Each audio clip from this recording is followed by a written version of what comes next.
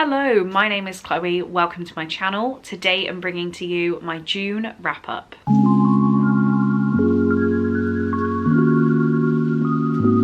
So I can't believe I am saying these words again. This happened so recently and it's happened again. My camera footage corrupted and the only video I had on there was a 40-minute wrap up of all of my reads from June. I was tempted to not bring you a wrap up without being a downer. They are my worst viewed and worst engaged with videos. So I was like, what do I do?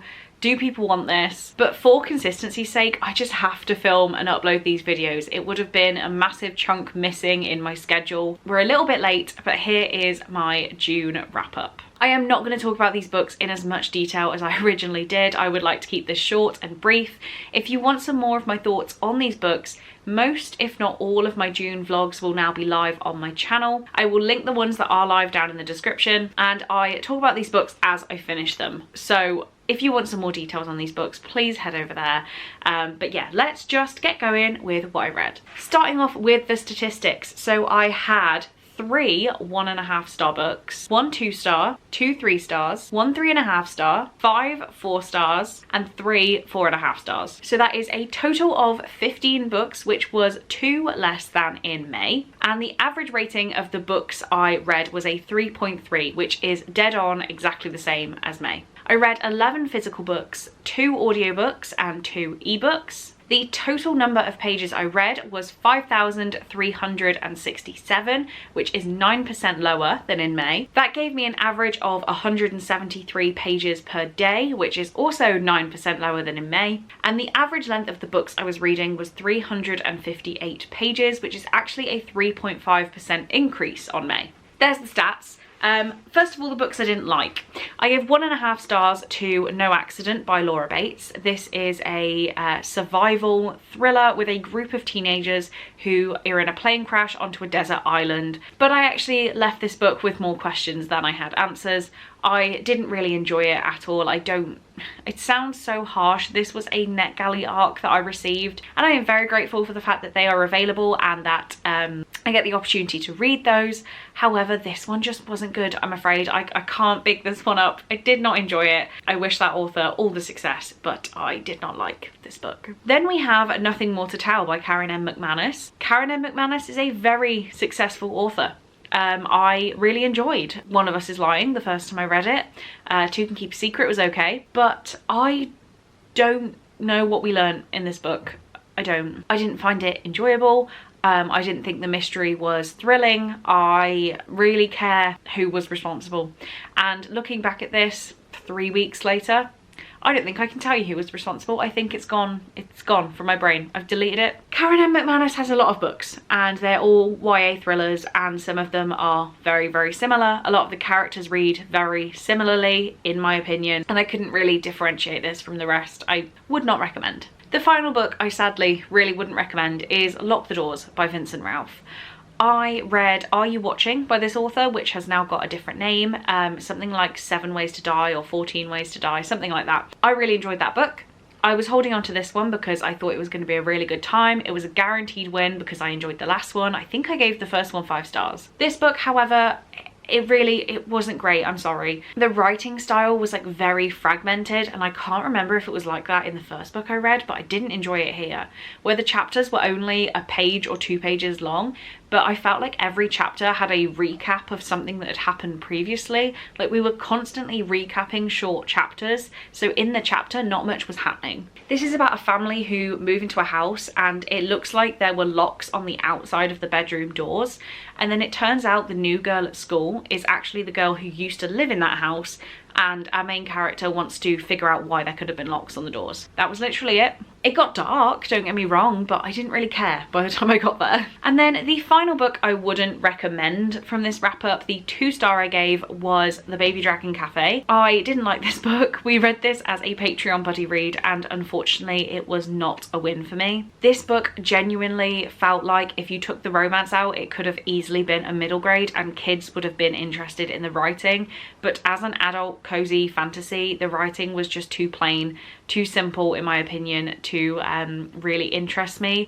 I genuinely fell asleep at one point while reading this, and that's a big feat for me. We're following a lady who has a baby dragon cafe, as the name suggests, and one day a baby dragon melts her espresso machine, so she needs a bit of money. She doesn't have any, and she's facing closing down the cafe. But then rich heartthrob of the town, who doesn't want any social connection, turns up, and he would like someone to train his baby dragon. So our main character offers to do that for him, and obviously a relationship ensues down the line. It got an extra half star on my other bad reads because I didn't dislike the story. However, I just don't think this was well written, and I would not recommend or carry on with this author's work. Next up, 3 stars, the books that I just said it was fine. We have Between the Lines by Amber Palmer.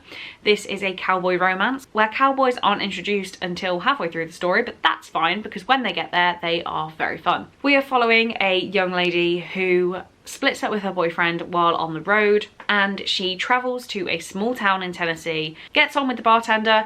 They end up having a bit of a week-long, like, rushed affair. Everything's so romantic, but then she leaves him in the Tennessee mountains and goes home. Lo and behold, a year later, he has somehow got roped into working on her dad's ranch, and he's back. He's a cowboy, and she is not ready to admit to her feelings about him. This is a very smutty book. It's a very fun book. It was good for the time that I read it. Was it memorable? No, but it was a good laugh. Then we have Filthy Rich Vampire by Geneva Lee, which is the second book I gave 3 stars. And this one is a fantasy romance. We're following a cellist. She is performing at a party and everyone's very well dressed. And it turns out it's a party for the Society of Vampires.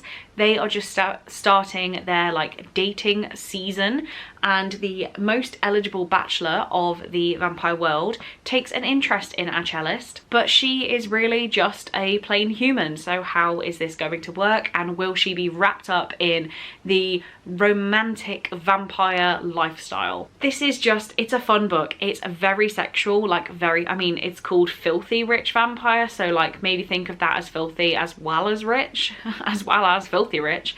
It is, yeah, a lot more sexual than maybe I thought going in, just at all times of the story, but like it wasn't bad by any means. This book just didn't have like a lasting impact on me. I could go without finishing the series, but I might search it out on my Kindle. Like it's just not really done anything to make a lasting impact, so 3 stars. Next up, a nice surprise actually, we had My Husband's Wife by Jane Corrie.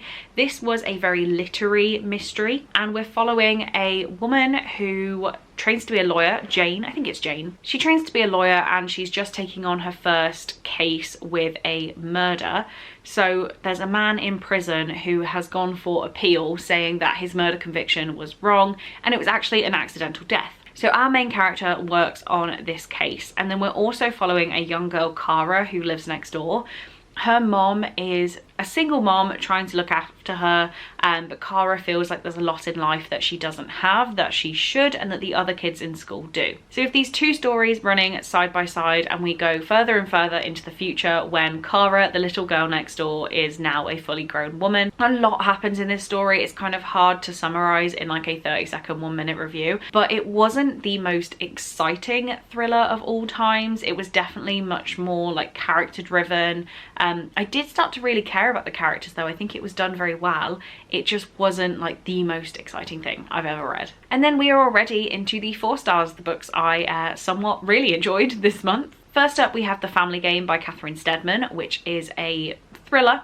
I don't know why I said that like a question. We're following a young woman who gets engaged into a very rich family, and she has not met the family yet, but all of a sudden she finds out that she is pregnant and they're engaged, and it's like, right, now is the time. This book starts in late November and follows us through into like the New Year Christmas celebrations, while our main character is introduced to the family, and it turns out that they are really good at playing games, particularly with the kids, and getting all of the family members involved, making things a little bit scary. The one thing I do always have to say about this book is that if you have seen the movie Ready or Not, it is different, but there are very, very big similarities between these, to the fact that I ended up Googling like the years of when things came out to see who could have taken inspiration from who, because the vibes were just the same. But it was a really fun book. Was it probably worth 4 stars? I don't know, but I had fun reading it. I didn't really need much brain power, and yeah, it was a good rush. Next we have 2 books that are pretty similar. We have If I'm Being Honest by Emily Wibberley and Austin Siegmund Broker. This is about a very popular girl at school who decides that she'd like to make a relationship start between her and her like guy best friend. But when she makes her move, he's kind of like, yeah, I do like you, but you're actually a really horrible person. She then decides to go on this path to improve herself as a person, or at least just look like she's improved herself as a person. However, this journey might not have all of the consequences that she expects, and will she actually become a nice person overall? I think this book was fun. It was a good time. I really enjoyed myself reading it. I read it in pretty much one sitting, and it was very easy to read. It's definitely the sort of YA contemporary that if I'd have picked it up 10 years ago, 11 years ago, I would have eaten it up and been so happy that it existed, probably cried a few times. So yeah, this one I would definitely recommend. Similarly with Saint Anything by Sarah Dessen, this one is again so easy to read. We're following a teenage girl whose older brother, he's like teenage / young man, and he has been getting in a lot of trouble, up to the point where he is now in prison because he was drink driving, hit a guy on a bike, and that guy is now paralyzed. So our main character has always been a good girl. She's never done anything wrong really, but as soon as the brother makes this like final step, the rules and expectations that are put on her are just crazy higher compared to her brother. But at the same time, it feels like her parents aren't really paying attention to what she's doing. They're not interested in what she's doing. They're more interested in making sure that her brother isn't having the most painful time in prison. We follow our main character as she moves schools for a fresh start, also from a private school to a public school, so that her parents can pay the brother's like legal fees and send him money in prison rather than paying her school fees. So she's giving up a lot, but also trying to live her life, and the expectations of her parents are really weighing down on her. I thought this book was really good. Again, take me 10, 11 years ago and give me this book and I probably would have cried several times. I thought this was really nice, and yeah, it's definitely the best Sarah Dessen that I've read. We now have 2 books in a series that I gave 4 stars. We have Kingdom of the Wicked and Kingdom of the Cursed by Kerri Maniscalco.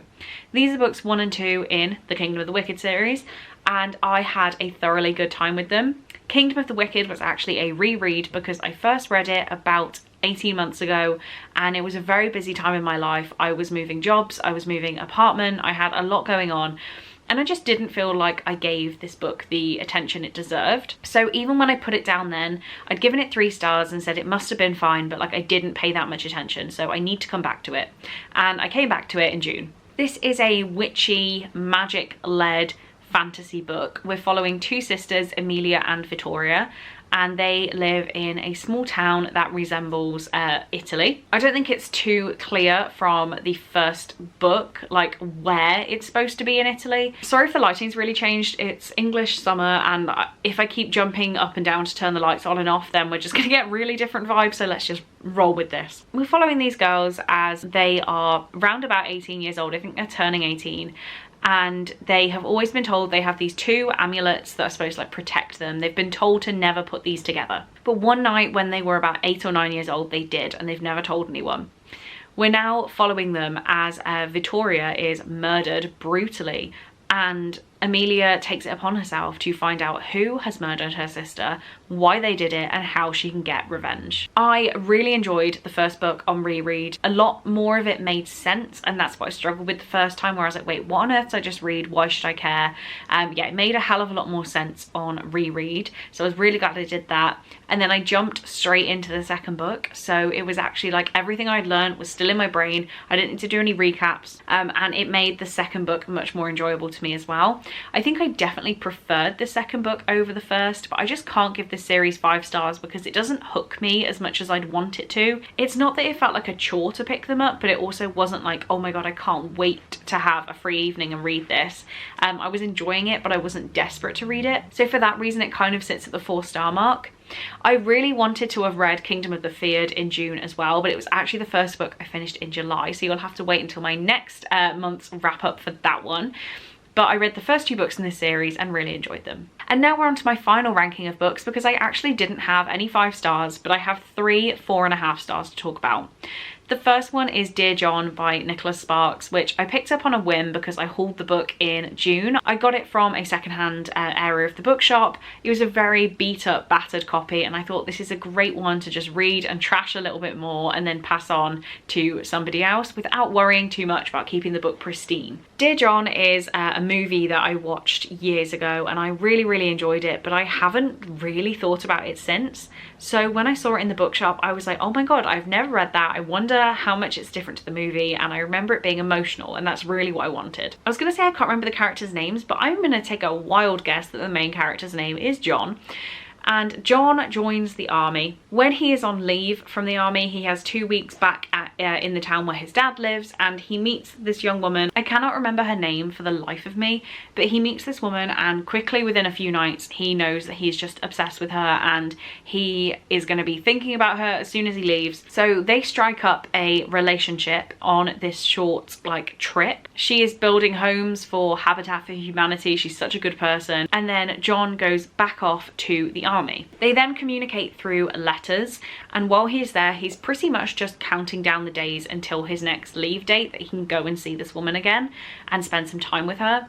But things just keep getting in the way, and then I should have mentioned that this is all happening around the year 2000 mark, going into 2001. So something really big happens that means John might be in the army a little longer than he's first promised this woman. Savannah, is it Savannah? Have I just remembered? This was a very emotional book. Something about it stopped me giving it 5 stars. I don't think it was perfect, but I am really glad I read this. It's the second Nicholas Sparks book I've read this year.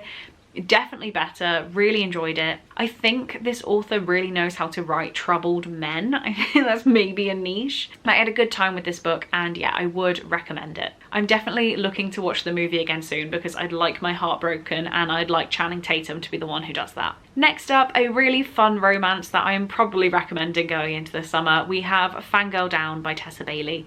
This is a golf romance, and I know nothing about golf. I'm not interested in golf at all, but a golf romance by Tessa Bailey I'm here for. Again, I can't remember people's names. This is awful because I was able to look at the books as I was filming my first video, but now I've unhauled the books that I was getting rid of. I waited until I finished my haul and then got rid of them, so now I don't have them physically here. But anyway, we are following is it Wade? Wells Whitaker. It's Wells Whitaker. He is a kind of down on his luck golf star. Used to be the hottest guy in golf, he was great, but all of a sudden he's just stopped caring. But the only person who hasn't stopped caring is his #1 fangirl, Josie, and she is always on the sidelines cheering him on, even when he finds it annoying. So we're in this big golf tournament and he basically wants to throw in the towel and says he's done, but Josie convinces him to keep going, and it's the romance between the two of them.